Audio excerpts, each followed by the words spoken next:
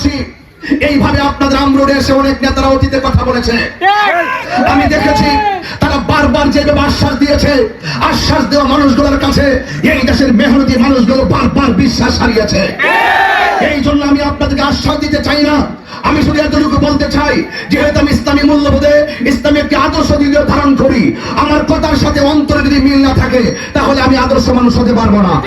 আমি কথা দিয়ে গেলাম আমরোডবাসী, চুনারোডবাসী, আজকে যারা বলেছেন যে ওনার বাড়ি ব্রাহ্মণবাড়িয়া, এখানে এসে তিনি কি করবেন, আমি দার্থহীন কণ্ঠে খোলা আকাশের নিচে আল্লাহকে সাক্ষী রেখে আমি এতটুকু বলতে চাই, ইনসাফের ভিত্তিতে, মানবতার ভিত্তিতে এই চুনারগঞ্জ মাধবপুরবাসীর কাছে আল্লাহ যদি আমাকে কবুল করে, রাষ্ট্রতন্ত্রের জায়গা থেকে যত ধরনের বাজেটগুলো আছে এই বাজেটগুলো সুষম বন্টন নীতির আলোকে এই চুনারগঞ্জ মাধবপুরবাসীর জন্য এমন উন্নয়ন আমি করে দিয়ে যাব, আপনারাই যেন বলেন যে বিগত দিনে ৫৫ বছরে এত উন্নয়ন কেউ করতে পারে না।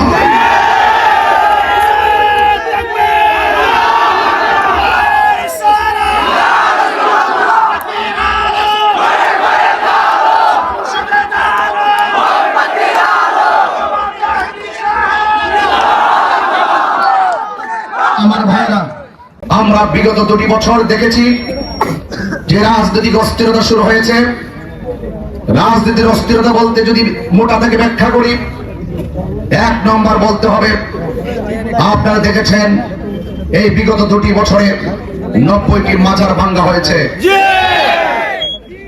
এই বিগত ২টি বছরে কবর থেকে লাশ তুলে আগুন দিয়ে পুড়িয়ে দেওয়া হয়েছে। একটি হিন্দুকে মেরে গাছের মধ্যে ঝুলিয়ে আগুন দিয়ে পুড়িয়ে দেওয়া হয়েছে। আমি মনে করি এভাবে দেশ চলতে পারে না।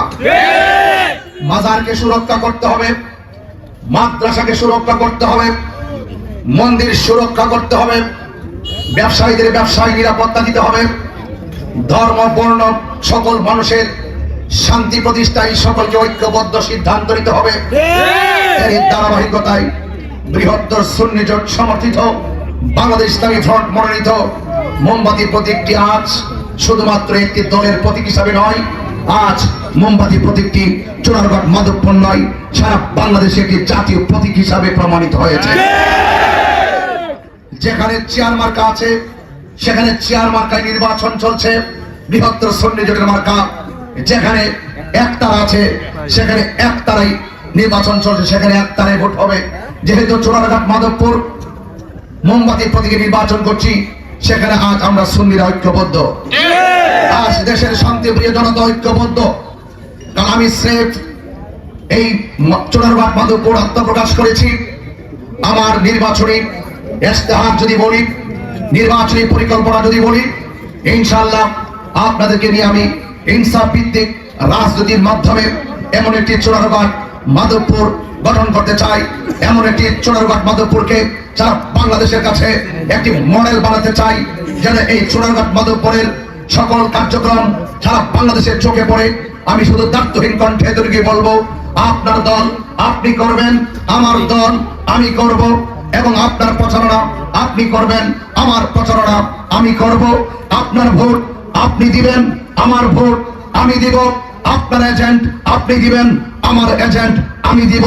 নির্বাচনকে কেন্দ্র করে জনগণের মধ্যে যে একটি আকাঙ্ক্ষা তৈরি হয়েছে, সেই আকাঙ্ক্ষার প্রতিফলন ঘটাতে আজ এলাকায় এলাকায় রন্ধ্রে রন্ধ্রে নির্বাচনী যে রোড ম্যাপ প্রস্তুত হয়েছে, আপনার কোন কথায়, আপনার কোন আচরণে, আপনার কোন হুমকিতে, আপনার কোন মামলা বাণিজ্য যদি সেই জনগণের আকাঙ্ক্ষার নির্বাচনী রোড ম্যাপটি ব্যাহত হয়, তাহলে জনগণের আকাঙ্ক্ষা বিনষ্ট হবে। জনগণের আকাঙ্ক্ষা যেন বিনষ্ট না হয়, আসুন কাঁধে কাঁধ রাখুন, হাতে হাত রাখুন, সকলে ঐক্যবদ্ধ হবে।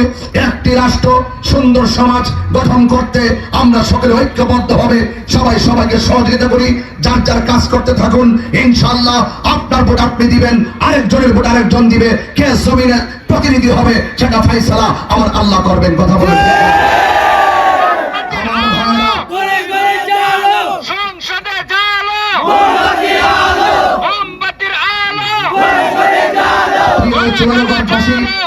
প্রিয় আমরোডবাসী, আমি জানি আপনারা অনেক শান্তি প্রিয় লোক। আমি কিছুদিন আগে আপনাদের মাঝে এসেছিলাম, আপনাদের সঙ্গে দেখা করে এখানে দাঁড়িয়ে বক্তব্য দিয়েছিলাম। আজকের এই জনসমুদ্র থেকে সারা দেশবাসীর কাছে আমি একটি মেসেজ দিতে চাই। নির্বাচন কমিশনকে দায়িত্বহীন কণ্ঠে বলতে চাই, প্রশাসনকে বলতে চাই, আমরা শান্তিপ্রিয়, আপনাদের প্রশাসনকে আমরা সহযোগিতা করব। কোন ধরনের পেশি শক্তি, কোন ধরনের আধিপত্যবাদের মাধ্যমে যেন এই জনগণের আকাঙ্ক্ষার নির্বাচনী রুটম্যাপটি ব্যাহত না হয়, সেই জন্য প্রশাসনকে সর্বোচ্চ দায়িত্ব গ্রহণ করতে হবে। আজকে মানুষের নির্বাচন ঘিরে যেই গণজোয়ার তৈরি হয়েছে, সেই নির্বাচনী গণজোয়ার যদি কোন ধরনের পেশি শক্তির কারণে থেমে যায়, তাহলে মনে করবেন এই বাংলাদেশের যে অবস্থা, যে বাংলাদেশের যে অস্থিরতা, রাজনৈতিক অঙ্গনে যে অস্থিরতা, সেই অস্থিরতা আরো বৃদ্ধি পাবে। সেখানে মানুষ নিরাপত্তাহীনতায় ভুগবে, মানুষের জনজীবন অনিরাপদ হয়ে যাবে। এখন আমি বলবো, দেশের স্বার্থে, দেশের মানুষের স্বার্থে, দেশের মানুষের কল্যাণে আপনারা আপনাদের নীতি নৈতিকতা, আপনাদের আদর্শ যেন ব্যাঘাত না হয়। আপনার আদর্শের প্রতিফলন সমাজে এমন ভাবে ঘটাবেন যেন আপনার কাছে আরেকটি প্রতিপক্ষ মানুষ নিরাপদ থাকে। কথা বলা ঠিক না? আমি বলতে চাই, যারা আমাকে ভোট দিবেন তারাও আমার, যারা আমাকে ভোট দিবেন না তারাও আমার। এটাই হতে হবে রাজনীতির ভাষা। আমি দেখেছি যেই দল ক্ষমতায় আসে, প্রতিপক্ষকে হামলা মামলা দিয়ে তাকে ঘর থেকে বের করে দেওয়া হয়। সন্তানদেরকে নিয়ে বাসায় থাকতে পারে না, দিন রাত জঙ্গলে জঙ্গলে, এই আত্মীয় ভাষায় ওই আত্মীয় ভাষায়। এটা রাজনীতির ভাষা হতে পারে না। এইভাবে 53 বছর ধরে যারাই ক্ষমতায় আসে, প্রতিপক্ষকে এমন ভাবে একটি অবস্থা সৃষ্টি করা হয়, 5 জনের অপরাধ করলে 500 লোককে মামলা দেওয়া হয়। এই মামলা বাণিজ্য চলবে না বাংলাদেশে। এই মামলা বাণিজ্য বন্ধ করতে হবে, মানুষের অধিকারকে ফিরিয়ে দিতে হবে, মানুষের জীবনযাত্রার মানকে উন্নত করতে হবে। এই জন্য আমি আবারও বলতে চাই, আমি এখানে দাঁড়িয়ে বলছি, যদি আপনাদের সমর্থন, আপনাদের ভালোবাসায়, যদি মোমবাতি প্রতীকে ইনশাআল্লাহ আল্লাহ পাকের দয়ার বরকতে আমি যদি বিজয় হতে পারি, অযথা বিনা কারণে বিনা অন্যায়ে যারা জেল খাচ্ছে, ইনশাআল্লাহ তাদের পক্ষে আমি কথা বলবো। এবং পাশাপাশি চা শ্রমিকদের সঙ্গে যে অর্থনৈতিক বৈষম্য সৃষ্টি করা হয়েছে, এই অর্থনৈতিক বৈষম্য দূর করে তাদের যে জীবন ব্যবস্থা আছে, সেই জীবন ব্যবস্থার মানকে টেকসই, চিরস্থায়ী একটি টেকসই জীবন ব্যবস্থার মানের দিকে নিয়ে যেতে হবে। তাদের সমস্যাগুলো সমাধান করে চিরস্থায়ী শান্তির লক্ষ্যে তাদের জীবনযাত্রার মানকে উন্নত করতে হবে। এই জন্য আমি চা শ্রমিকদেরকে উদাত্ত আহ্বান জানাবো, আপনারা ভয় পাবেন না, আপনারা চিন্তিত হবেন না, আপনাদের পক্ষে ইনশাআল্লাহ আমি আছি।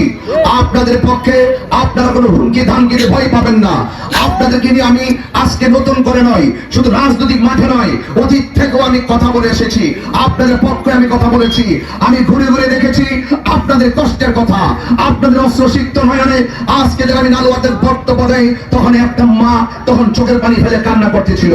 আজকে যখন আমি গিয়েছিলাম, গত আমবাগানে গিয়েছিলাম, সেখানেও আমি কথা বলে এসেছি, নালুয়া বাগানে কথা বলে এসেছি। গতকাল আমি বাগাসুরাতে গিয়েছিলাম, এর আগে আমি রেমাবাগান চা বাগানে গিয়েছিলাম। সেখানে একজন লোক বলেছিল রাস্তার কারণে প্রেগন্যান্সি অবস্থায় ডেলিভারিতে এই লোকটা মারা গেছে। রাস্তার কারণে আমার দেশের মা মারা যাবে, রাস্তার কারণে আমার দেশের মা বোনেরা কষ্ট পাবে, এটা হতে পারে না। কথা বলেন। আমি আজকে যে জায়গায় দাঁড়িয়েছি, আমি যে জায়গায় দাঁড়িয়ে কথা বলছি, এইভাবে আপনাদের আমরোডে এসে অনেক নেতারা অতীতে কথা বলেছে। আমি দেখেছি তারা বারবার যেভাবে আশ্বাস দিয়েছে, আশ্বাস দেওয়া মানুষগুলোর কাছে এই দেশের মেহনতি মানুষগুলো বারবার বিশ্বাস হারিয়েছে। এই জন্য আমি আপনাদেরকে আশ্বাস দিতে চাই না, আমি শুধু এতটুকু বলতে চাই, যেহেতু আমি ইসলামী মূল্যবোধে ইসলামী একটি আদর্শ দিকে ধারণ করি, আমার কথার সাথে অন্তরে যদি মিল না থাকে, তাহলে আমি আদর্শ মানুষ হতে পারবো না।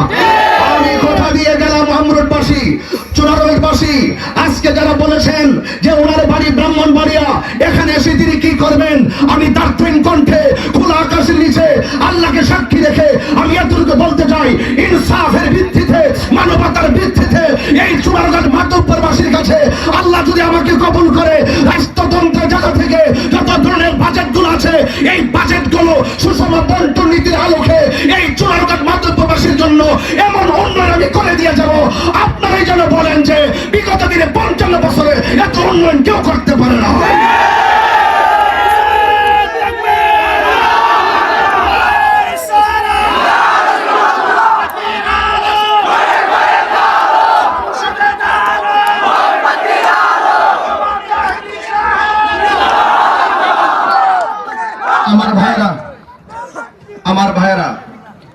কিন্তু একজন হুজুর মানুষ, আমি ওয়াজ করি, আজকে আমাকে অনেক আঘাত করে কথা বলা হয়। আমি কি আপনাদেরকে কোনো কষ্ট দিয়েছি? কোন ওয়াদা খেলাফ করে কষ্ট দিয়েছি? কোন গালাগালি করেছি? কোন রাজনৈতিকভাবে যারা এতদিন রাজনীতি করেছেন, যে রাজনীতি করেন না কেন, আমাদের পাশে বসে বসে আমাদেরকে বলছেন হুজুর একটু দোয়া করেন। আমরা উদারতার ভিত্তিতে আপনাদের জন্য দোয়া করেছি।